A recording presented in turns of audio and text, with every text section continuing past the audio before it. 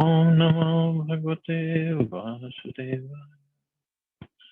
Narayanam Namaskritya Naram Chair Narottam Devim Saraswatim Vyasam Tato Jayamudire Nashtaprayeshu Bhadreshu Nityam Bhagavate Bhagavati Uttam Shloke Bhakte Bhavati Naistiki.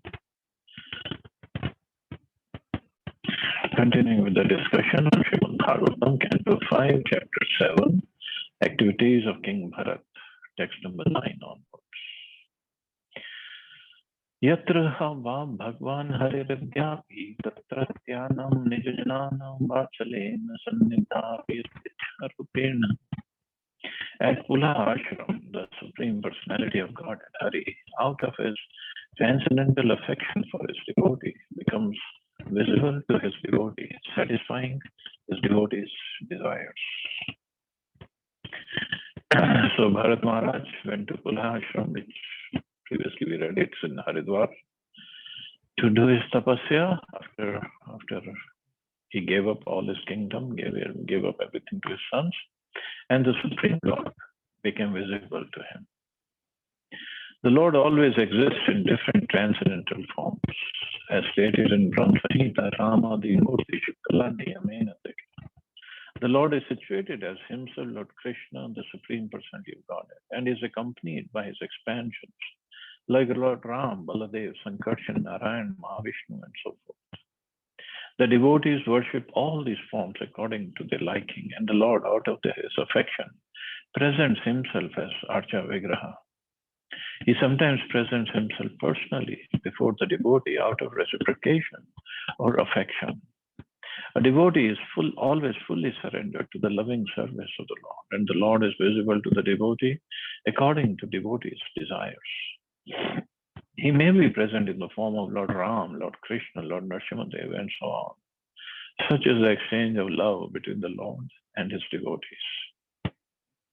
And the Lord became visible, satisfying his devotees' desires.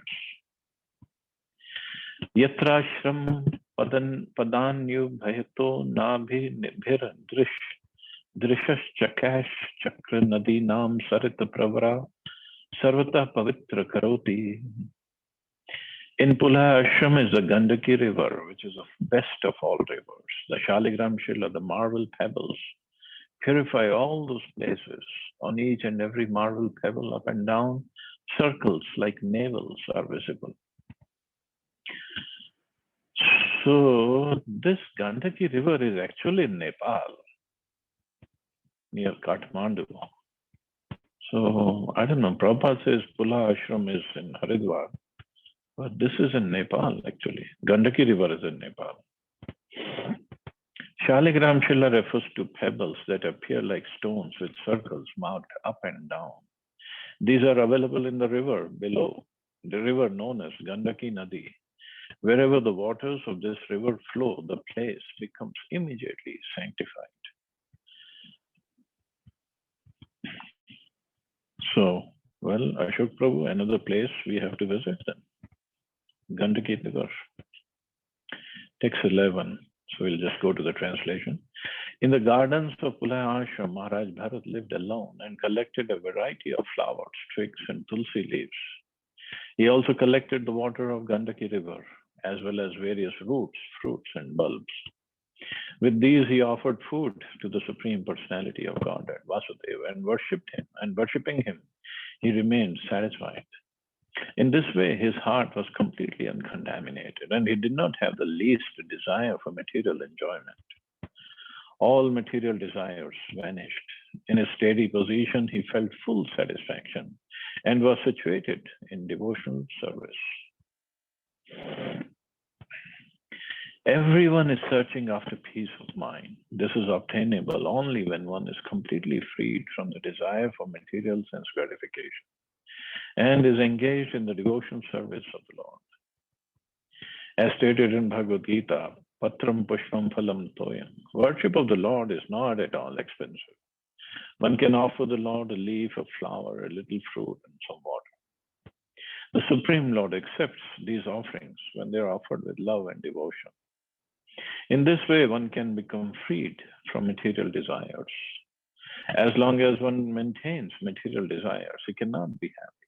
As soon as one engages in the devotion service with the Lord, his mind is purified of all material desires. Then one becomes fully satisfied. See, Bharat Maharaj, he was emperor of the whole king.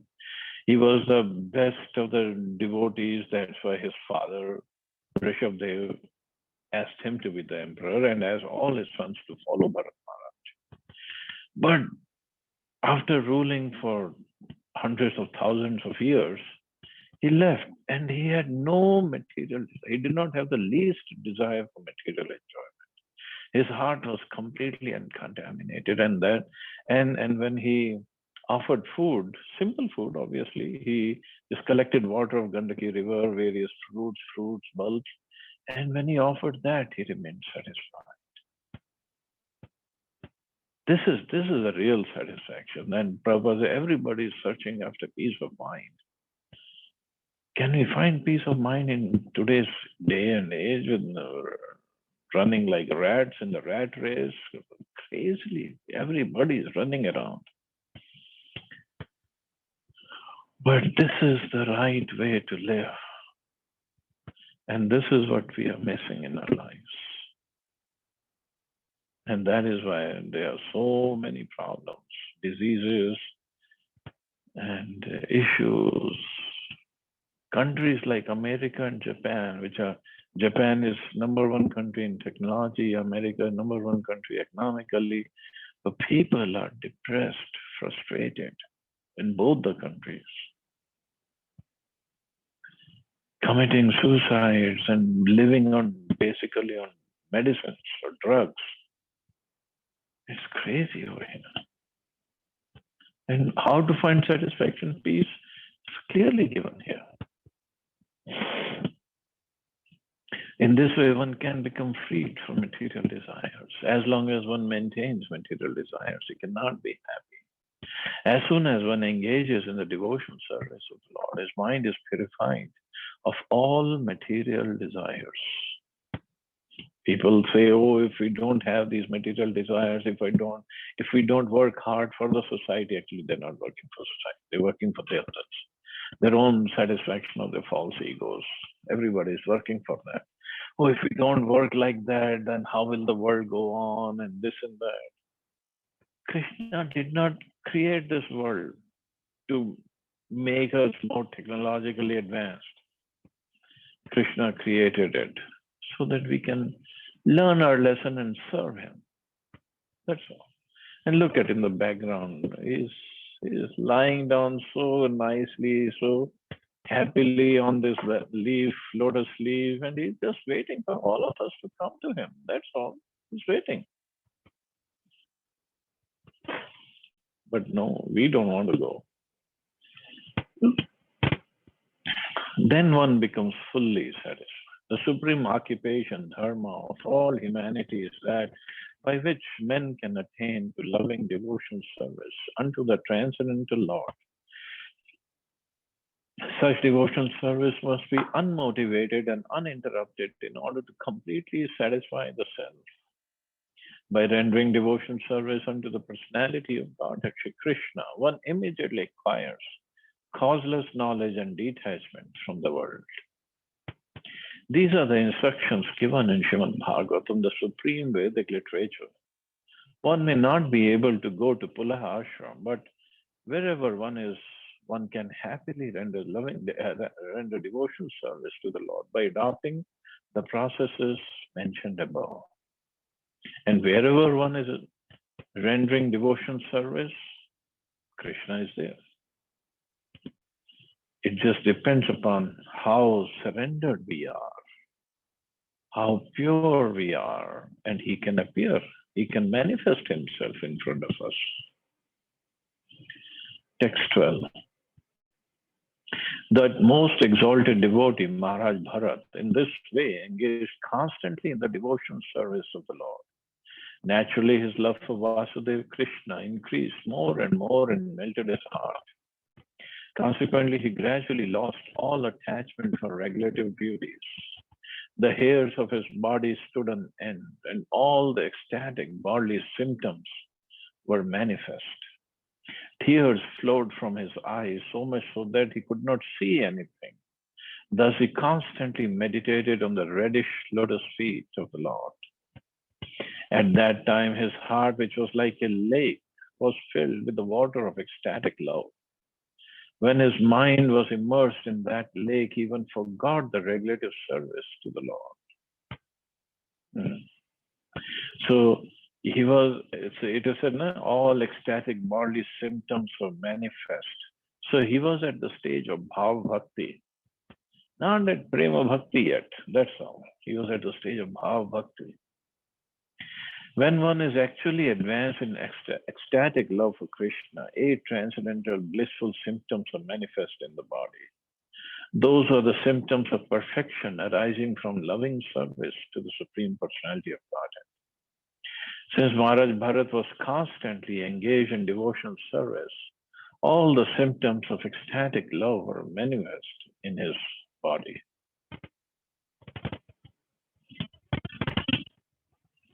13. Maharaj Bharat appeared very beautiful. He had a wealth of curly hair on his head, which was wet from bathing 3 times daily. He dressed in a deer skin. He worshipped Lord Narayan, whose body was composed of golden effulgence and who resided within the sun.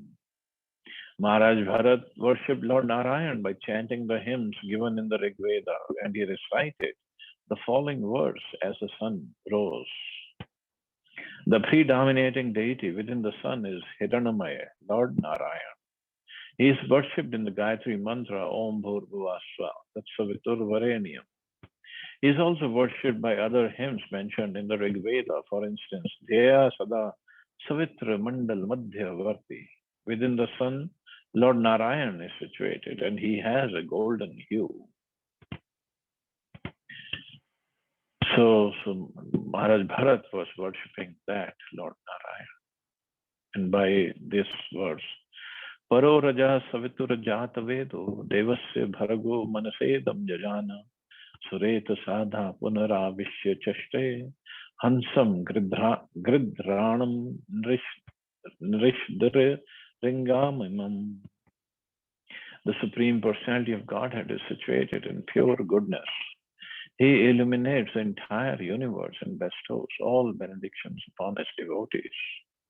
The Lord has created this universe from his own spiritual potency. According to his desire, the Lord entered this universe as a super soul. And by virtue of his different potencies, he is maintaining all living entities desiring material enjoyment. Let me offer my respectful obeisances unto the Lord, who is a giver of intelligence.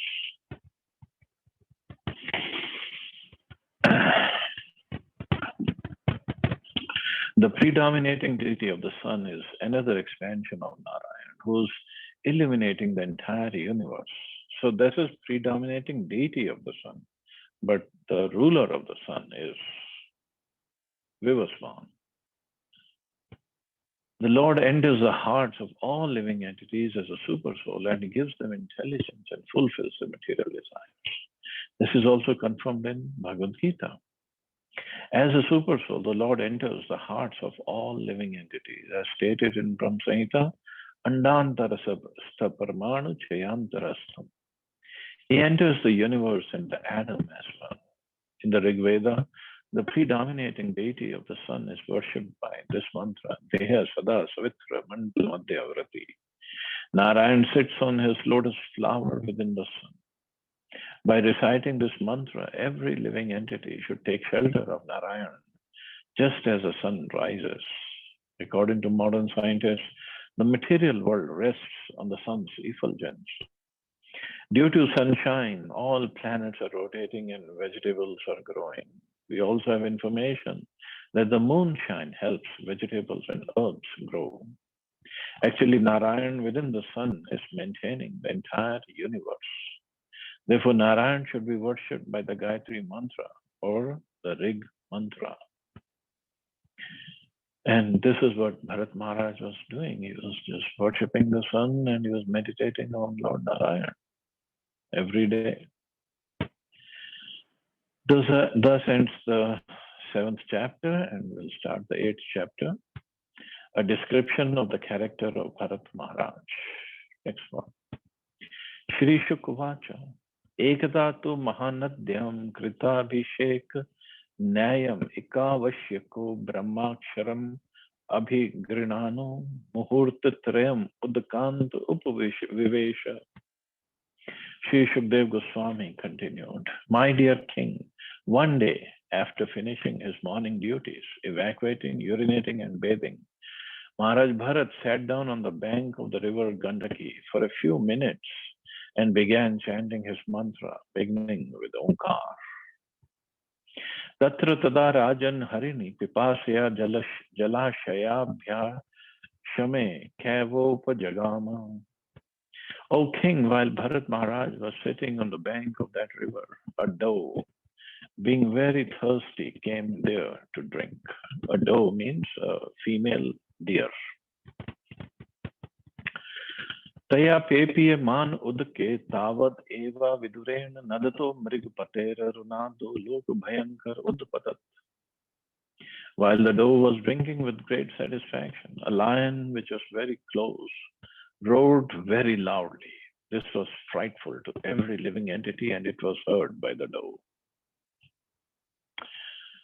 Tam upshrutya sa mrig vadhu prakriti viklava chakit nigit nirikshana sutaram api hari bhayabhi nivesha vyagrihiridya pariplavad rishtir gata trisha bhayat sahasya vo chakrama.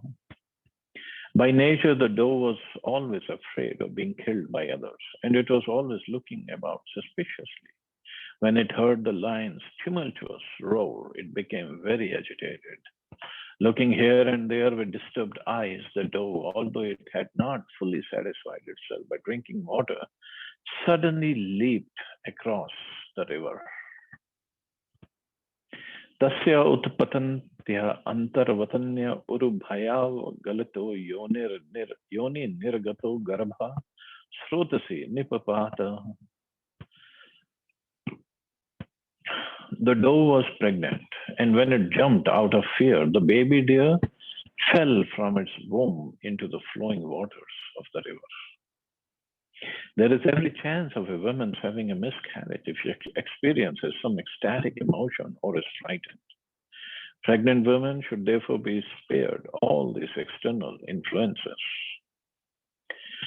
So this baby deer just fell from her womb when this doe just jumped across the river. Tat prasavot sarapana bhaya khedatura swaganin viyujyamana kasya chidaryam krishna sarasati nipapatat chamamara. Being separated from its flock and distressed by its miscarriage, the black doe, having crossed the river, was very much distressed. Indeed, it fell down in a cave and died immediately. Tam tvena kunakam kripanam srota sanohya manam abhivikshyapaviddham bandhurivanu kampaya rajarshir bharat adaya mrit mataram ityashram padamanyat. The great king Bharat, while sitting on the bank of the river, saw the small deer bereft of its mother floating down the river. Seeing this, he felt great compassion. Like a sincere friend, he lifted the infant deer from the waves and, knowing it to be motherless, brought it to his ashram. Now, this point, many people say different things. So whether Maharaj Bharat should have brought the deer to his ashram or not. Shukdev Goswami says, seeing this, he felt great compassion. And he was a king before. He was a Kshatriya. Kshatriya means he has to protect. It's his nature. It's in his blood. And because he was now a devotee, he's an advanced sadhu, he felt compassion for the little deer who was was just flowing in the river, flowing down in the river with no mother, no father, nobody to look after. Many times people say we should have just left him alone and Krishna would have taken care of him. Or maybe this was a test by Krishna to test his compassion. Sometimes it is also said because Bharat Maharaj was alone, he did not have devotee association. That's why he got into this act. But even so, it's everybody has his own opinion. Even if we had devotee association, how can we somebody stop somebody from being compassionate, especially for a person who's spiritually advanced? But his compassion led him to the attachment to the baby deer. So people say, oh, that's why he fell down. But again, everybody has his own viewpoint. Whether he fell down, whether he took care of the deer. Yeah, he got attached. But showing compassion to the fallen souls, this is the nature of a sadhu. What can he do? Anyway, there are different opinions. Everybody is right, nobody is wrong. The laws of nature work in subtle ways known as unknown to us. Maharaj Bharat was a great king, very advanced in devotion service. He had almost reached the point of loving service to the Supreme Lord. But even from that platform, he could fall down onto the material platform. In Bhagavad Gita, we are therefore warned, Yam hi na vyatyanti. O best among men, Arjun, the person who is not disturbed by happiness and distress and is steady in both is certainly eligible for liberation. Spiritual salvation and liberation from material bondage must be worked out with great caution. Otherwise, a little discrepancy will cause one to fall down again into material existence. By studying the activities of Maharaj Bharat, we can learn the art of becoming completely freed from all material attachment, as it will be revealed in later verses.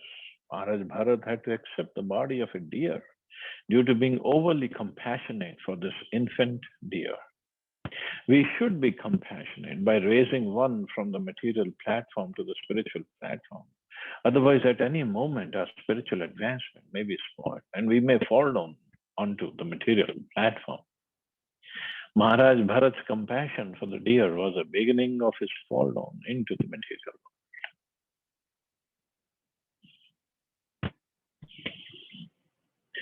But then again, if a devotee is not compassionate, yes, we should be compassionate towards the soul, not towards the body, but a person needs a body also to maintain his soul. So it's again, Prabhupada himself, he was so compassionate when he was in Mayapur, and there was in a temple, there was a big program, and there was a big feast afterwards. And then Prabhupada and all the devotees had feast, and then Prabhupada was sleeping in his quarters. And he heard some commotion under his window, and he opened the window, he saw some poor boys. They were going through the leaf plates where everything was thrown with garbage. And they were trying to collect whatever the food was there, and they were trying to eat it. And Prabhupada, his heart became full of compassion. And then he told his disciples, he gave them an order actually. Nobody should go hungry within 10 miles of ISKCON temples. Means you should do free food distribution. Now, okay, so this was free food distribution, but it is prasadam distribution, obviously. But isn't that compassion? But Prabhupada was not attached to any of those boys. And there's so many other examples of Prabhupada's compassion. So many, millions of them. So the compassion is the nature of a devotee, one who makes spiritual advancement. He becomes compassionate. Yes, one has to see where he is becoming compassionate for the body or for the soul. And if he is getting attached to that material body, means attachment, if the compassion is taken away from Krishna or not. It's a very fine line. And that is a deciding moment in anybody's spiritual life. Or maybe that's a test from Krishna. And Krishna, he's just very helpful to his devotees also. Even though, okay, devotees show compassion and get attached, but Krishna knows the heart of the devotee. So he is always there to help. But this chapter and this incident of Bharat being a Bhagavatam, obviously, Dev Goswami is not going to just talk about Bharat Maharaj if it doesn't bring us lots of instructions. And so we have a lot to learn from these chapters, these incidents of Bharat Maharaj. So anyway, we'll stop here and continue this wonderful narration tomorrow. See anybody has any questions or comments.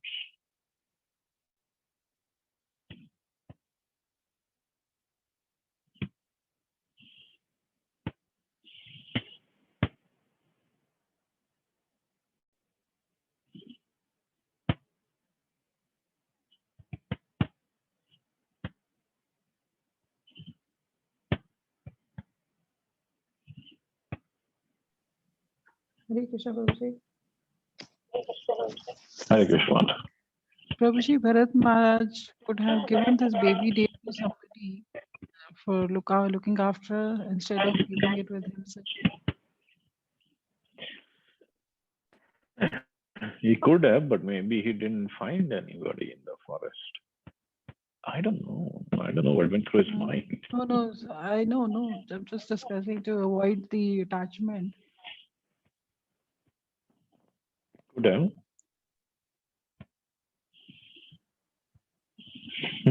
And he could have continued his These are the points. I mean, these are the very fine line, right?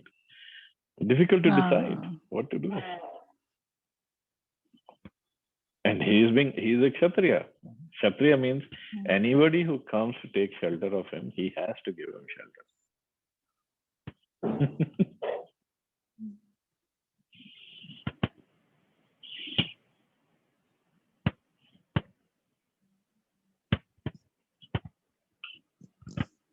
quite interesting and thoughtful also.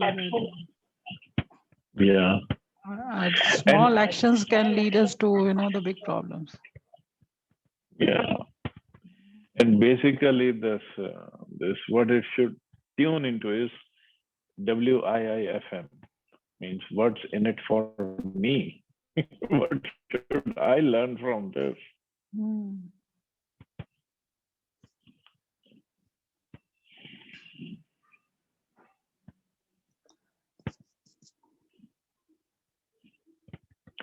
At the same time, if he had just said, okay, dear, you go away, you die, whatever happens, I don't care, I'm going to do my meditation.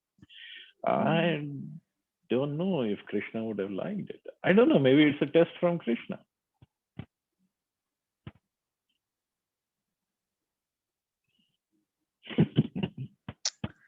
Difficult to understand, Prabhuji. मतलब अब मैं खुद को इस situation में रखूं तो मुझे खुद भी समझ में नहीं आएगा that what should I do.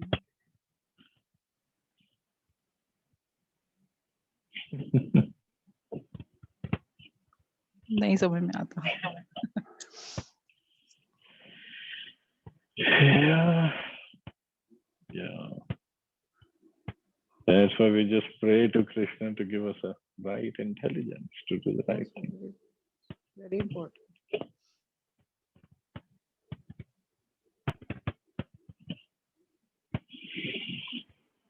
ठीक है, चलो, we'll stop here. You all have a Prabhuji. safe and wonderful day. Krishna. Hare Krishna. Jai Shri Prabhupada. Jai Shri Prabhupada. Hare Krishna.